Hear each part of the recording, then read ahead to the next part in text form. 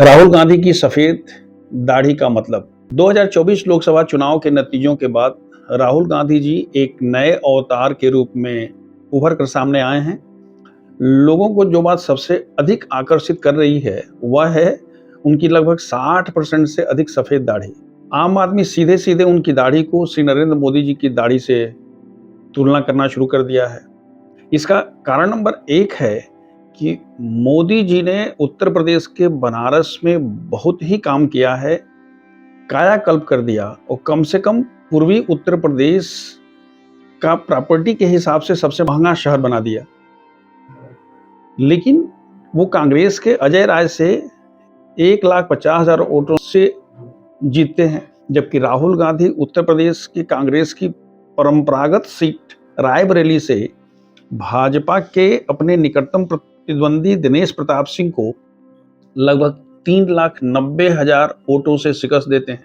इतना ही नहीं, केरल की अपनी दूसरी लोकसभा सीट पर जो वायनाड सीट है उस पर सीपीआई के एनी राजा को वो 3,64,422 वोटों से हराते हैं। यानी इन दोनों लोकसभा चुनावों की वजह से उनके कुछ बाल तो जरूर सफेद हो गए होंगे। जो दूसरा कारण है कि जितने विरोधी दल या लोग परिवारवाद की बात कर रहे थे, अब उसी परिवारवाद को लिगेसी के रूप में देख रहे हैं, यूज कर रहे हैं। कोई भी पार्टी, दल, गठबंधन अछूता नहीं रह गया है। अब बात राहुल गांधी से शुरू होकर के राहुल गांधी पर खत्म नहीं होती। अब वो लिगेसी अखिलेश यादव, चिराग पासवान, तेजस्वी यादव, जयंत चौधरी, अभिषेक बनर्जी, ज्योतिराज सिंधिया, जितिन प्रसाद, रामनाथ ठाकुर, एचडी कुमारस्वामी, लंबी फहरिस्त है। यानी अब यह कोई निगेटिव पॉइंट नहीं रह गया है। इन सबको देख करके निश्चित रूप से उनकी दाढ़ी के 2-4 बाल सफेद जरूर हो गए होंगे।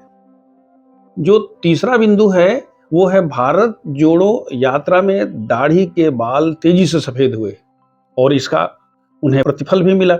चौथा बिंदु, इंडिया गठबंधन में उनकी प्रो एक्टिव भूमिका और अनुकूल परिणाम उनकी दाढ़ी के लगभग 50% बालों को सफेद कर दिया और वो काफी खुश भी हैं परिणाम से भी और अपनी दाढ़ी से भी।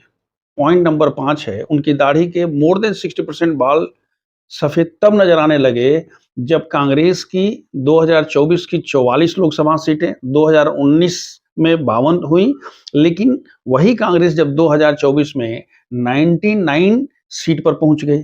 सच तो यह है कि अब शहजादे, पप्पू वगैरह वाली छवि धीरे धीरे खत्म हो रही है या खत्म हो गई है और 18वीं लोकसभा में यदि राहुल गांधी जी नेता प्रतिपक्ष बन जाते हैं, जिसकी पूरी संभावना है, तो हमें पूर्ण विश्वास है कि 2029 आने से पहले ही उनकी 100% दाढ़ी सफेद हो जाएगी।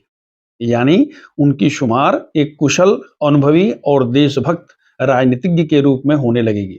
मेरा मानना है कि राजनीतिज्ञों में मतभेद होना चाहिए, लेकिन मतिभेद नहीं होना चाहिए। एक दूसरे के प्रति आदर और सम्मान भाव होना चाहिए और सर्वोपरि होना चाहिए देश हित।